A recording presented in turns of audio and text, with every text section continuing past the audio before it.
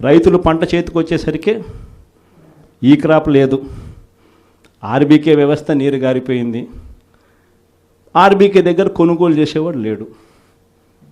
So రైతులు గత్యంతరం లేక మిల్లర్ల దగ్గరికి పోవడం, మిల్లర్లు 300 రూపాయలు 400 రూపాయలు తక్కువ రేటు కొనుగోలు చేయడం, ఇది ఇప్పుడు జరుగుతూ ఉంది. అన్ని రకాలుగా సర్వనాశనం చేస్తూ ఉన్న ఈ పరిస్థితుల మధ్య, ఈ డైవర్షన్ పాలిటిక్స్ మధ్య ఈరోజు మనం పార్టీ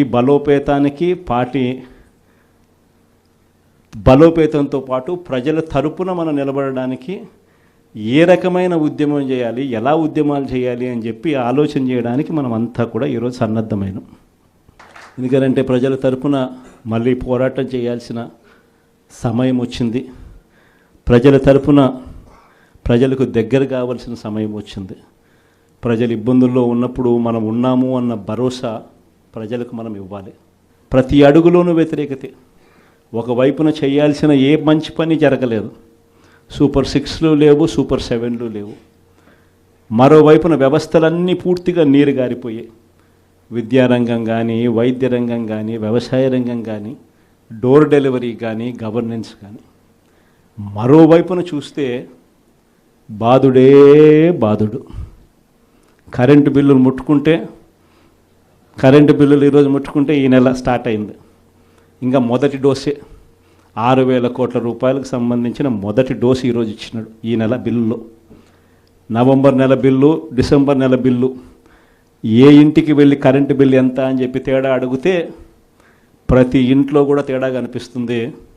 కనీసం 300 రూపాయలు పైన రేట్లు పెరిగినాయి. అది ఈ నెలే. రేపు నెల మరో 9,000 కోట్లు వేస్తున్నాడు. ఆ 9,000 కోట్ల భారం కూడా రేపు నెల బిల్లులో ఇంకా కనిపిస్తుంది. అంటే కరెంటు బిల్లులు ఇంకా షాక్ కొట్టే పరిస్థితిలోకి కరెంటు బిల్లులు వచ్చేస్తున్నాయి.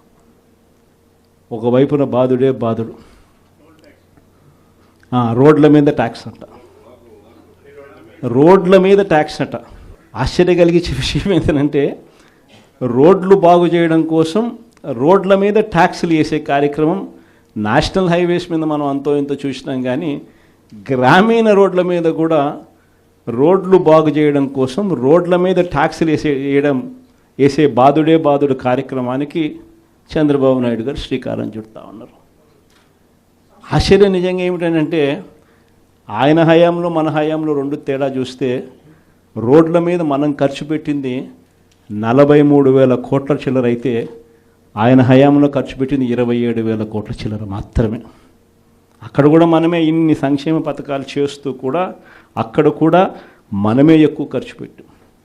ఈరోజు చంద్రబాబు నాయుడు గారి హయాంలో సంపద సృష్టి అని అంటే దాని అర్థం బాధుడే బాధుడు. ఇది చంద్రబాబు నాయుడు హయాంలో డెఫినిషన్ సంపద సృష్టికి సంబంధించి. ఒకవైపునేమో మనం కడతా ఉన్న మెడికల్ కాలేజీలు అమ్ముతానంటాడు. మరోవైపున మనం కడతా ఉన్న పోర్టులు, ఎందుకు మీ రామాయపట్నం పోర్టు దశాబ్దాలుగా చూస్తూ ఉన్నాం. ఎవడన్నా పోర్టు కట్టాడా? ఈరోజు ఆ పోర్టు దాదాపుగా పూర్తిగా వస్తూ ఉంది. పోర్టు పూర్తిగా వస్తూ ఉంది. సముద్రంలో నుంచి షిప్ కూడా తీసుకొని రావచ్చు. అప్పుడే మన ఎన్నికల అయిపోయే టయానికే ఒక బర్త అయిపోయింది. ఇప్పుడు దాదాపుగా 2వ బర్త కూడా పూర్తయిపోస్తూ ఉన్నా. ఇలాంటి పోర్టులు రాష్ట్రం మొత్తం మీద మనం రాకమునుపు 4 ప్రదేశాలలో 6 పోర్టులు కడతా ఉంటే, మన 5 ఏళ్లలోనే మనము మరో 4 పోర్టులు కట్టడానికి శ్రీకారం చుట్టాం. అవన్నీ ఇప్పుడు అమ్ముతాడట చెనిక్కాయలకు, బెల్లాలకి. ఈ పోర్టులు కూడా అంతే, ఈ మెడికల్ కాలేజీలు కూడా అంతే. ఇది సంపద సృష్టి అని అంటారు. ఇవన్నీ పోర్టులు ఉంటే ఈ పోర్టుల వల్ల ఉద్యోగాలు వస్తాయి. ఈ పోర్టుల వల్ల రాష్ట్ర ప్రభుత్వానికి అదనపు ఆదాయాలు పెరుగుతాయి. దీన్ని సంపద సృష్టి అంటారు. ఇదే పోర్టు ఈరోజు కట్టడానికి 4,000 కోట్లు అవుతుందని అనుకుంటే, ఇదే పోర్టు ఇంకొక 10 ఏళ్లలో ఇదే పోర్టు కట్టడానికి 4,000 కాదు, కావాల్సింది 10,000 కోట్లు కావాల్సి వస్తుంది. అందుకే దీనిని సంపద సృష్టి అని అంటారు. పద్ధతి ప్రకారం అమ్మే కార్యక్రమాలు పెట్టినాడు. తన దగ్గర వాళ్ళకందరికీ కూడా. ఇవన్నీ కూడా జరుగుతూ ఉన్నాయి. కాబట్టి మనందరినీ కూడా నేను కోరేది ఏంటంటే అందరూ ఇక పోరు బాట పట్టాల్సిందే. మనం నేను వచ్చి వెలుగొండ ప్రాజెక్ట్ పూర్తి అయిపోయింది. 2 టన్నెళ్లలో నేను ప్రయాణం చేసి ఈ పక్క నుంచి ఆ పక్కకు 2 టన్నెళ్ళు పూర్తి అయిపోయినట్టుగా జాతికి కూడా అంకితం కూడా చేశాం. 2 టన్నెళ్ళు పూర్తి అయిపోయినాయి. నల్లమల సాగర్ ప్రాజెక్టు రిజర్వాయర్ కూడా అయిపోయింది. 1,00,000 ఎకరాలకు నీళ్లు అందించగలిగిన మెయిన్ కెనాల్స్ కూడా అయిపోయింది.